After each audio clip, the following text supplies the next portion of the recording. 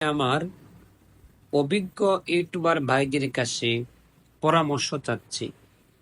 আমি আমার ইউটিউব চ্যানেলটা আপনাদেরকে দেখাই। এটা হলো আমার ইউটিউব চ্যানেল, এটা হলো আমার ইউটিউব স্টুডিও। আমি ভিডিও যখন আপলোড করি, প্রথম শুরুতেই 1-2 ঘন্টার মধ্যে মধ্যে যেরকম ভিউ হয় 500-600 হাজার, তারপর আর ভিউ হয় না, থেমে যায়। এটার কারণ কি?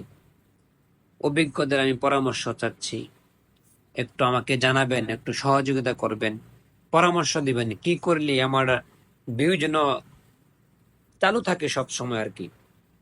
আমি অনেক ভিডিও আপলোড করছি, আমি দেখছি যে আমার কয়েকটা ভিডিও ছাড়ার পর আমার ভিউ গুলা আর বাড়ে না আর কি।